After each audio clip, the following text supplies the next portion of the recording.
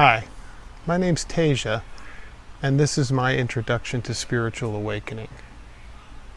There are many fine books and recordings on spiritual awakening and enlightenment from numerous awakened masters, from the Buddha and Ramana Maharshi through living sages like Eckhart Tolle and Adyashanti. And there's only a small percentage of the population that's even interested in awakening. Most are just identified and preoccupied with their human bodies and lives and looking no further, which is fine. So the first question might be, why offer more?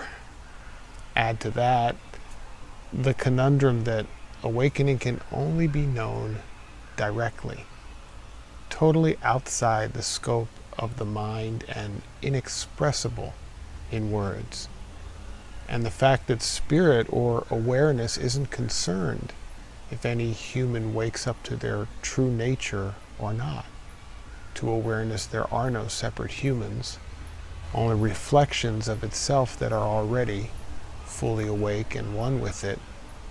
And you have a lot of reasons not to post spoken explanations about enlightenment.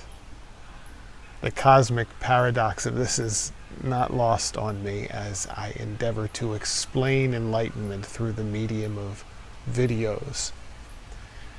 And since all there is pure awareness, and all these different teachings are just awareness speaking to itself through different teachers' voices and approaches, each suited to different listeners, I humbly offer my guidance for those who find my particular style and description useful. We'll discuss many different aspects of spiritual awakening in this ongoing video series. If you listen to them with intention and focus, you will start to experience a deep insight of your own about what spiritual awakening is and how your personal path figures into its unfolding. Even greater clarity is available through the posts on our website, toawaken.org. In this first video, I want to clarify both what spiritual awakening is and what it is not, since there seems to be much confusion about this. I'm going to speak slowly so this really sinks in. Listen closely. Awakening is not an experience you can have, nor one that you can make happen through your own effort. Let me say that again. Awakening is not a new experience you will ever have, nor one that you can cause through any effort of your own. It has nothing to do with reaching a state of permanent bliss, being flooded with cosmic visions, or solving all your problems. These are just more experiences of the illusory individual self. Awakening is not an experience, it's what you are naturally. You are already fully awake and one with awareness. You are pure awareness. You couldn't be otherwise because awareness, or spirit, or God, or the infinite, or whatever you like to call it, is all there is. It's everything. You are that everything and the emptiness behind it. It's just that your perception of that may currently be obscured by your belief that you are a seemingly separate body, mind, and individual personality or ego. When that false sense that you are a separate entity falls away like the end of an eclipse, once again revealing the sun, you look and you see that you are the one awareness and always have been. That's what we call spiritual awakening or enlightenment. Now, your mind can't get this. Can't get that you are everything and nothing, that you are the only thing in the universe, Because the mind lives within that everything, within the limited sense that you are a separate individual. Like a fish lives within water, and so cannot comprehend that it's also the one that created water. That's why awakening lies outside the scope of the mind and cannot be comprehended by it. So don't worry if you can't wrap your mind around this. Just feel the truth of it intuitively. Many seekers on the spiritual path still think enlightenment or awakening is an experience that they will reach after years of meditation, stilling the mind, purifying the ego, and perhaps even living a monastic life for a while. The great paradox about awakening is that you can't awaken as long as you identify yourself as a separate individual that's going to have its own separate experience called awakening. Awakening is a direct realization, knowledge through identity, that there is only one thing in existence, one true reality, and that you are that. And you can't abide in that realization while simultaneously abiding in the sense that you are a separate individual.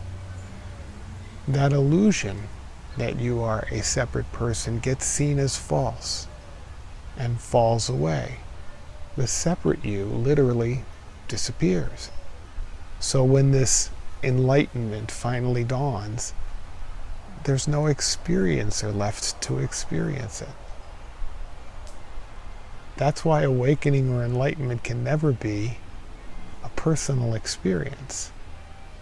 Now, the ego doesn't like hearing this because it was so looking forward to collecting this great new experience, perhaps the ultimate experience of all, called, wow, I'm enlightened. I made it. But egos don't get enlightened, because in reality they don't exist. They are merely projections of the one, of awareness. Just as a reflection of the sun in a dewdrop is just a projection, not the actual sun.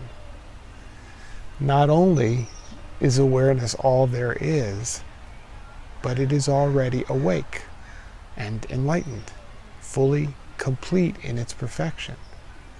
So it doesn't need to awaken, and it doesn't need any of us not separate from it human beings to get awakened. Any more than a tree reaching up through the sky needs its shadow on the ground to become aware and jump up and say, wow, I'm one with the tree. We are already that. We simply seem to become unconscious of that for a while. As sentient beings with these amazing brains, we tend to identify with these bodies, minds, and our personal stories, especially our stories.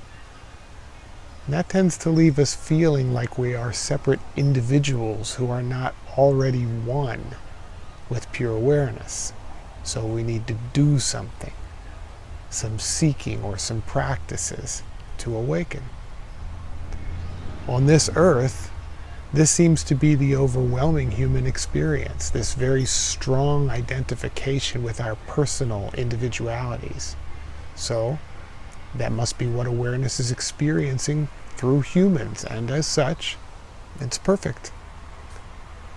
And should full awakening dawn through you, you find that your illusory sense of separate individuality crackles and falls away like thin glass, revealing your true nature. Now it's nice to hear this and start to understand it, or say, I get it, mentally. Even a mental or conceptual realization of this can start to bring you a feeling of new wisdom, peace, and freedom. But it won't stick or stay with you if you just get it mentally. When your body, mind, and ego gets confronted with life's big challenges and your own strong beliefs and judgments.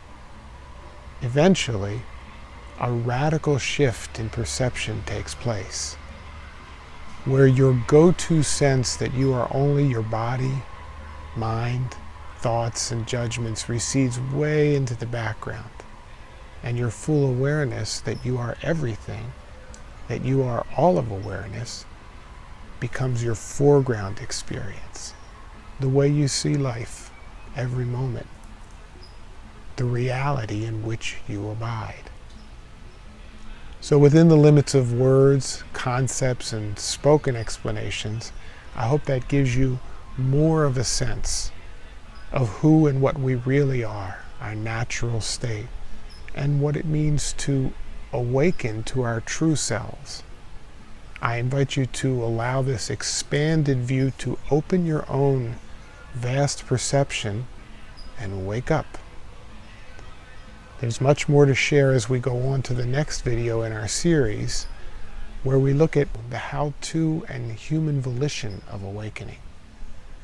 And there's much more in-depth exploration of all these topics, plus our calendar of classes, retreats, and private sessions on our website, toawaken.org.